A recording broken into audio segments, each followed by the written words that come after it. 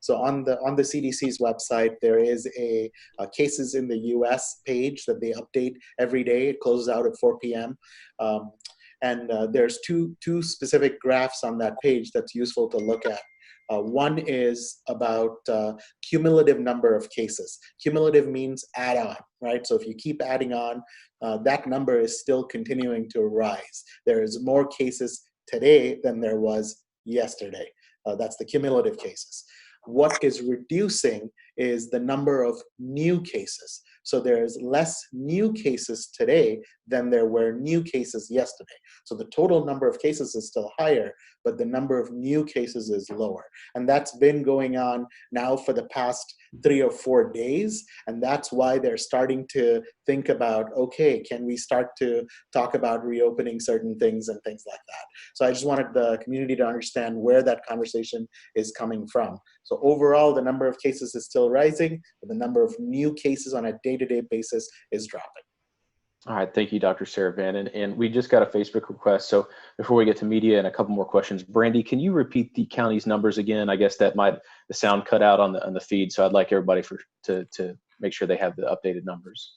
Sure. The confirmed is 55, negative is 516, pending is 60, total tested is 631, recovered is 23, and there's 2 deaths. Thank you for that, Brandy. Sorry about that. Just wanted to make sure everybody was up to date. Dr. Benton, I know you're joining us. Dr. Benton is co-interim Chief Medical Officer here at Medical Center Hospital. Would you like to add anything on the discussion so far today regarding cases here in the Permian Basin or just COVID-19 in general? Just a couple of thoughts.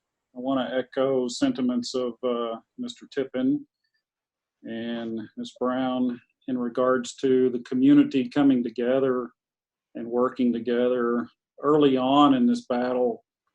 From the national level, Dr. Burks made a statement that really struck me, and that statement was, this problem will be solved at a community level.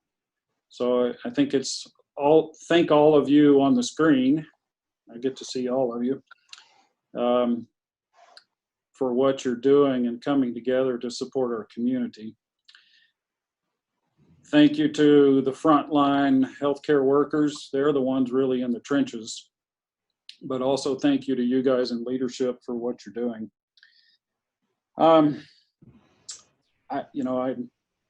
Last number I saw was 48 for the county, and at that time, 40 of the 48 were below the age of 60.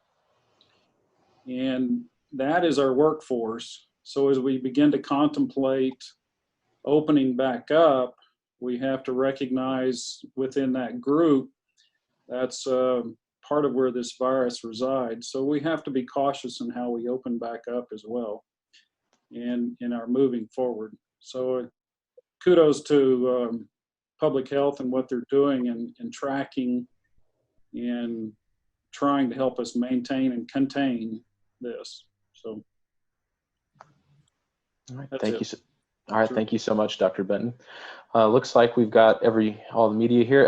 Actually, I want to let Mayor Turner, did you want to say a few words before we get to the media for questions?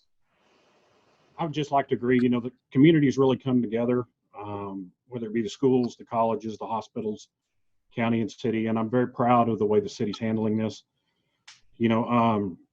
With the EOC exposure yesterday, we do have some firemen who are at home. They are awaiting test results, so hopefully we'll hear back on those tomorrow, maybe late tonight, and hopefully they come back negative and they're ready to go back out. That's all I've got. All right, thank you, Mayor. All right, let's go ahead and get to media questions. Looks like first up, Scott, CBS 7. I defer to Michael to go first today, if that's okay. Okay, all right. Mike Merlot, Odessa American, what's going on, man? Hey, this is for Brandy. We talked on the phone. You addressed that. You told me you didn't know what nursing home yet, or if the case was a patient or an employee of that nursing home. Did MCH specify that there was a patient who tested positive at Madison Medical Resort when they texted you or called you, or No, I got a phone. I had got a phone call last night from the hospital to verify that they had brought someone in from Madison. As I recall from our conversation this morning, I did verify there was a confirmed case on a nursing home. I didn't have the age at that time, and I didn't have a confirmation from our written staff, or a confirmation from our staff written saying that it was Madison. I did get a call from the hospital yesterday, but as for our policy, we will not release unless we have that written information. So if you get information from the hospital about a patient who was brought from, say, Madison, and you know that, you have to do inside work to release that information? Well, I'm sure my epi had that information, but he was not here at that time. He was up working on that case, and he had been on the phone with the state. So I'm saying that I personally did not have the confirmation from my department that it was Madison. The hospital did reach out to me, and I'm not saying that the hospital was not legitimate. I'm just saying that our procedure is that we have to have that before it's released. And you asked me personally, and personally I did not have that to tell you. Okay, so does the information go straight to the epi then Yes, before it goes to you? Yes. Okay, and then you found out, it happened last night. So you found out that it was at Madison this morning. When I talked to the hospital last night, I did speak to the epi. He did confirm it was a nursing home. He was working on it. I didn't ask which one it was at that time. Okay, as the director of the health department at the EOC, do you think that you should know, a little quicker? I think that as the epi, he does all of those case investigations. He's the one that gets that. My epi is really great at what he does. I have a lot of confidence in him, and he relays information to me. I have a lot of people under me. I have investigators. They relay information to me. And there's a lot of other things too that we are having to pull our staff away from right now to accommodate deadlines and things like that that we have from the CBS7 and the OA, that we're trying to get that together. So I'm heading over all of those things right now. So each individual person that I have assigned to things, they update me and give me information on those things. Okay. So, I guess, is this a situation that you would say is an emergency? From the OA. I'd like to answer that. It's not an emergency. It is important information we need to get out as soon as possible, but it needs to be verified. And we don't want to put out any information that's not verified. And that's what Brandy was doing. Right. I know you guys are under a deadline and you want to get stuff out as soon as possible, but we have to make sure it's accurate first. And so that's our number one. And it's not an emergency. It really doesn't matter. We're not responding to a tornado. It's a much slower pace. And so we're trying to get the information as fast as we can, but the most important thing is public safety. And our epi was up all night long dealing with making sure that all the information was being relayed to the nursing home. And I agree that is the most important thing, but would it also be very important, do you think, telling the truth? Is that something that you think is very important as well? When do we not tell the truth? Well, when I called, I asked, do you know where this case was, where this case came from? And was it a patient or not? So that was information that you didn't know at that time? We knew it, but it wasn't verified, so we're not going to release it. Okay. Dale, what does it take to verify if a hospital? Russell, did you tell everybody last night name, address, phone number, and all that? I didn't give any names or address last night. I did call over the confirmation that we had a positive. Yes, sir. Dale, you said a couple of days ago on this call that you guys would improve the communication process. Here again, you have information last night that wasn't shared with the media. And you have to understand, and I talked to Dr. Sarah Bannon about this last week, we are in the timeliness business. We are in the public information business. And while it might not be important to you to get this out as quickly as possible, to us, it is important. So what communication changes have you made? Here again, we slept on a major first, which was Ector County's first nursing home case. And it took hours to confirm that. And then when we called the health department this morning, the health department director doesn't know what we're talking about. She doesn't have the details. She did know what you were talking about. Okay, but not having. Hey, I want to stop this. This is not productive. No, Dale, it is, because it continues to happen. It continues to happen, and we're frustrated by it. Don't you think if you're the health department director, when you walk into work this morning knowing that you've got a nursing home case, that the first thing you do is call your epidemiologist and confirm, because you know we're going to call, you know we want the information. Where's the sense of urgency? There is no sense of urgency getting the information to you. The sense of urgency is. Now I'm going to quote you on that. That's going to run on the news tonight. That's great. Our sense of urgency is taking care of that nursing home and the residents in that nursing home. I'm not saying it's not important to get you the information. It is, but it is not our number one priority. But wasn't that taken care of last night? Not completely, no. It's still being done right now. You have no idea what goes on trying to get the information to the nursing home and all the things that go with doing the tracing and all the stuff that's going on. So can you help me understand? I'm sorry? Can you help me understand the process? Sure, I guess I can't, but probably Brandy and her staff can. Well, we're interested. Okay. If it takes 15 hours to confirm something, we're interested why it takes so long. It doesn't take 15 hours. But you just said it did. No, this is counterproductive. We need to move on. No, it's not, Dale, because we keep having to have this conversation. So unless we work it out, it's going to continue. So that's what's counterproductive, is that we have to continuously have this conversation about timeliness. What do you consider timeliness? I consider that if you guys knew last night and the epidemiologist knew last night, why can't we get an email like Midland sends us that says we're working this case at this nursing home with this patient or this staff member, and they're this age and they're this gender, and it's sent to us in a timely fashion? Why can't we get simply that? You'll get it as soon as we can possibly get it to you. And that's all I want to say. And I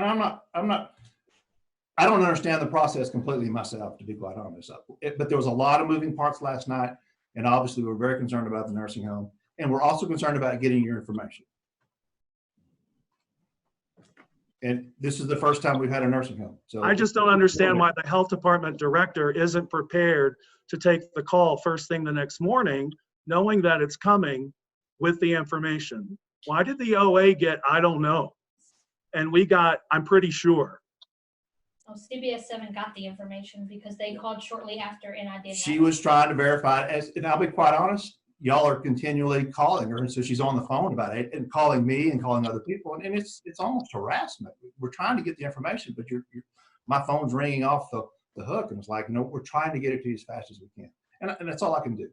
That's all we can do. I defer back to Michael. All right, Mike, you have any more questions?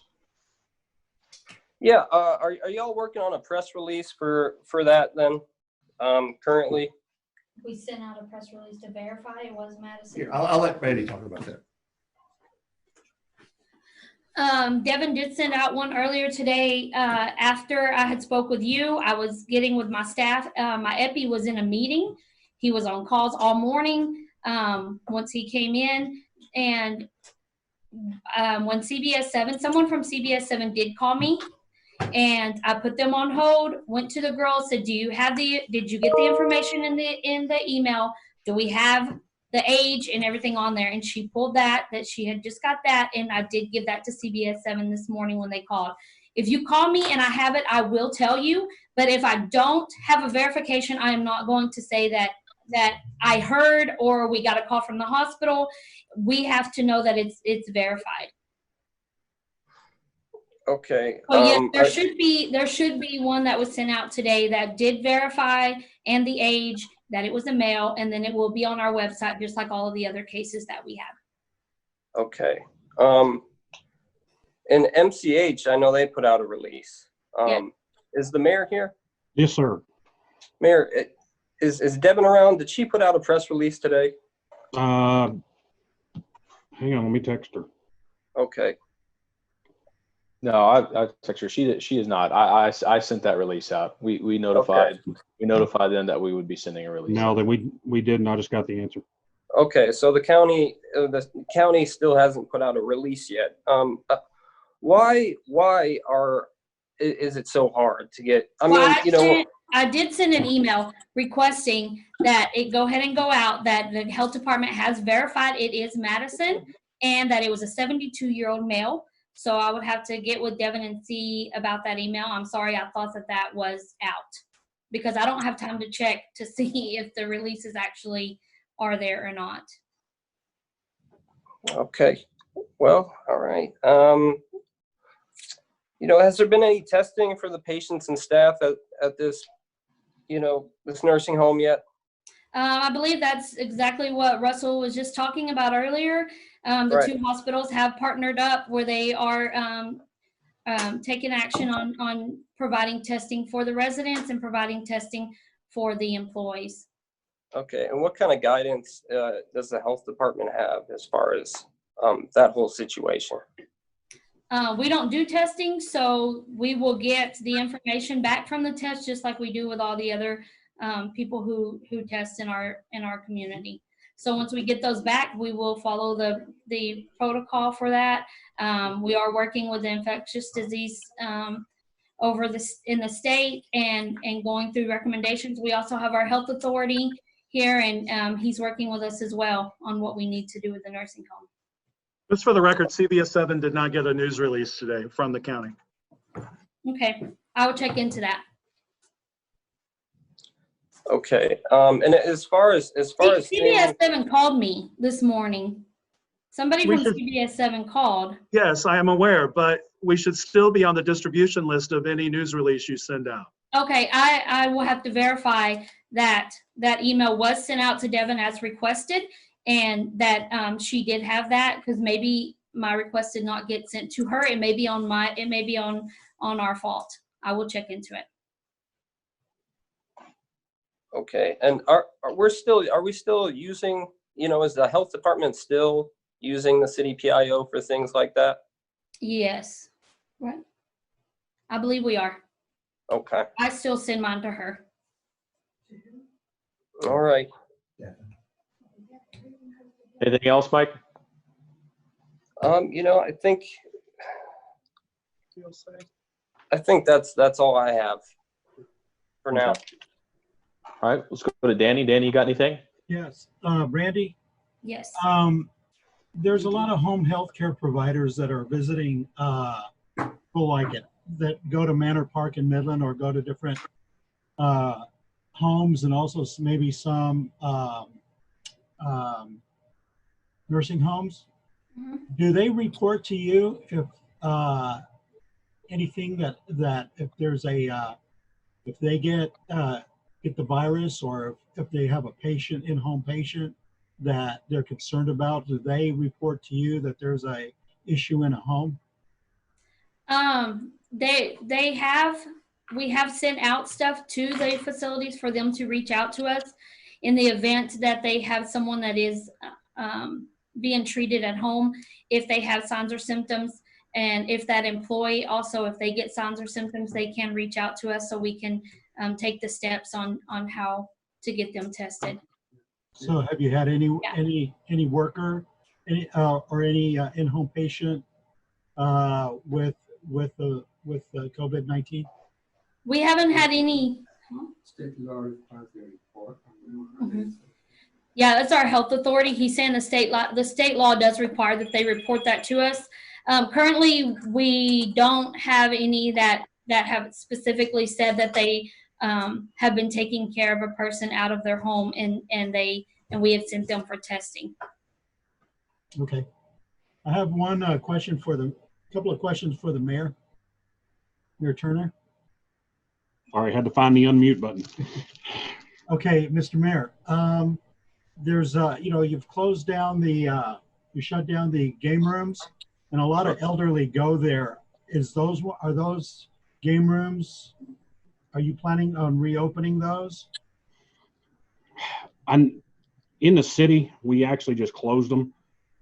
So that is something we're talking about, but really not ready to start giving out plans as far as moving forward. Going to have a call with the governor on Friday, and then I'm having another phone call with all the other mayors in West Texas, and we're going to start to discuss the logical way to move forward to slowly start to open the community. It's not going to be a quick process. We can't do that responsibly without consulting the hospitals and the doctors, after say 2 weeks, to make sure things aren't jumping, cases aren't going up too quickly. So would you, to keep a game room open, it would have to be approved through the city council? There's going to have to be steps to make sure there's distance. Restaurants are probably going to have to do something similar. That's something I'd probably get the fire inspectors to go look at. I've never actually been in a game room, so I would be probably wouldn't be able to answer the question, facts. Okay, and if once you start opening a business, if the health department or MCH or ORMC start getting numbers of contamination, will you shut down that business? That's definitely a question we'll look at, but I think it has to be done objectively. We can't do this emotionally. It's got to be objectively and measurable. And so that's something that, we can talk about when we get there. Okay, thank you very much, Mr. Mayor. Sure. All right, looks like Scott's away. Marcos, you have anything? No, at the moment. Okay. And then we've got, we have Mitch. Do you have anything? We can't see or hear you, so. Yeah. Brandy, should we expect that the Madison Medical Resort will turn into a situation like the Midland Medical Lodge? We are working with them, and we're taking measures now to make sure that we can work together and get the testing and everything done. The hospitals are doing great by taking that on. And we are continuing to work with the state, with our health authority, so that way whenever the results come back, we will be ready to address that situation. So we're hoping that we can contain it pretty quickly. But again, we're just all right in the same boat, and we don't know what's going to happen. And you may have said this already, but has the nursing home established an isolation area for other residents who may start exhibiting symptoms? Yes, I believe the nursing home has. They've also, they shut down their indoor dining or their indoor feeding area for the community feeding back in March. They have isolated the hallways where one nurse and one therapist and everything is only assigned to those hallways. They've kept residents inside their rooms. They have took all the precautions that are laid out by the state, and they will continue to make other recommendations and things like that for the nursing homes. And this may be a question for you, Brandy, or the hospitals. Have any other tests been administered to residents at the medical resort? At this time, I'm not sure. Okay. And not to reopen like old wounds, but this breakdown in communication does seem to keep happening. And I guess when is it time for the EOC to have their own spokesperson and to start issuing daily press releases? You want to speak? And then I guess Good afternoon again. This is Dr. Janadu. I'm the Health Authority. I guess one of the things we have to really get across is an information to a health department requires for us to carefully evaluate where do we go from there. Once we put out information, we have to be prepared for any subsequent questions. And if you ask us questions that we say, oh, we don't know, and you ask another one that say we don't know, the next thing is, what do you know? So when you have an information, and I can tell you that I get called as late as about 11:30 at night, give me information, and I'm asking them, why don't you go on and find out some more information before I can make whatever decision there is. So there are so many moving parts, especially when you are going to be informing the community. Now, I would agree with you that yes, you need to know you have timeline, but that timeline also involves us being able to convince you that indeed we do know all the moving parts that are going on. To that extent, once we have that initial information and we want to know how many people are involved, what is the procedure we're going to follow, so that we should be ready whenever questions come at us. So as far as the initial discussion regarding timeline and all that, I don't think anybody can give a timeline saying we're going to give you all the information, even any information that may require additional information, in any 1 hour or 2 hours or 30 minutes. And I understand, I agree with you. I've been in press conferences, in many situations in my life. But the idea, the general approach is to be prepared, give you the information that will really answer as many questions as you might have. For instance, when I came in this afternoon, I'm already talking to the medical director of the nursing home, because we are already strategizing and say how many more nursing homes there are, what happens when we have another one, how do we handle any positive tests. Now, if we have as many numbers of employees and as many number of residents, and the general attitude is that 1 out of 3 coming out of the Seattle study shows that those who may not even have symptoms may be positive, we have to be ready to say, what do we do? So we are constantly strategizing so that we can provide as much information when you ask. So I don't want us to rush into any answers that do not satisfy subsequent questions that might come to us. I understand that. And I think the question here is just about basic information. I understand like having to vet, and I understand having to do all these things. I understand that at the health department, you guys are doing so many jobs at one time. But this breakdown in communication keeps happening.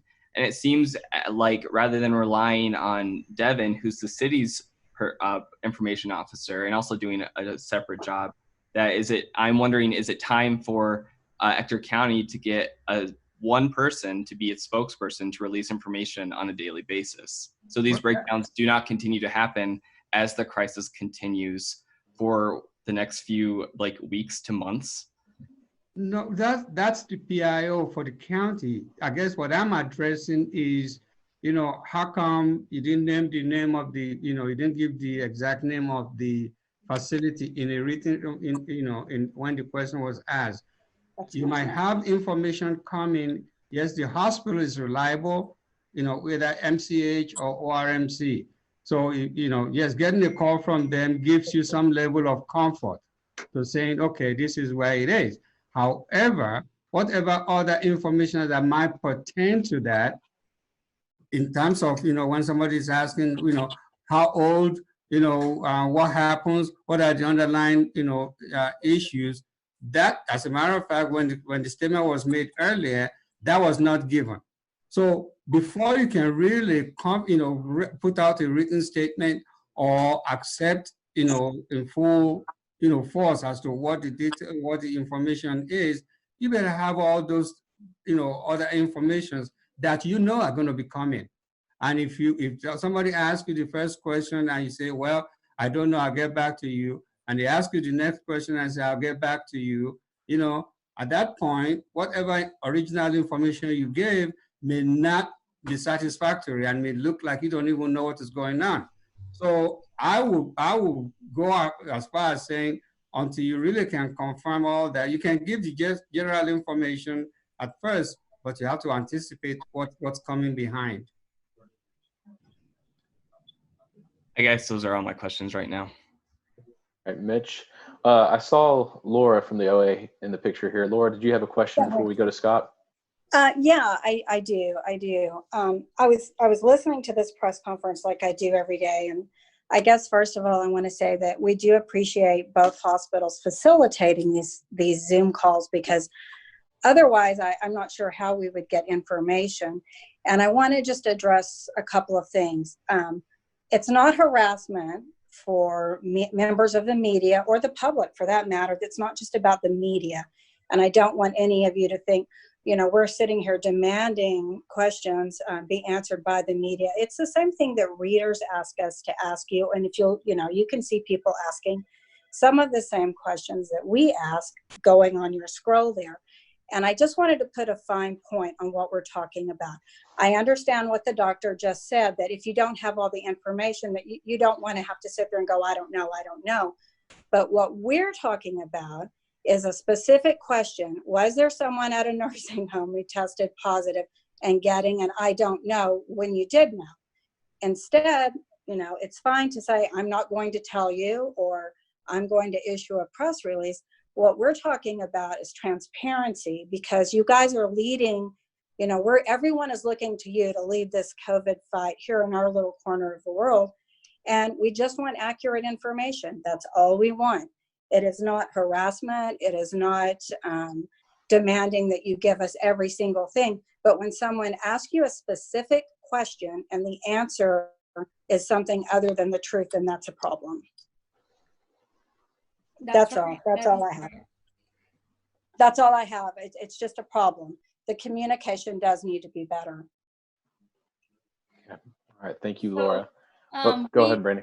I did send out an email for the request for a press release. Right. But when you were specifically asked a question, you were misleading in your answer. And instead of saying, I don't know, you should say, I'm not going to answer, or something else. We have to have faith in what you guys are telling us, and that what you're telling us is accurate. That's all we're asking for. And when you asked if we had a confirmed case, I did say we do, out of a nursing home. That is what I knew for sure then. But what no, that's not what you told Michael though. But that is what I did say.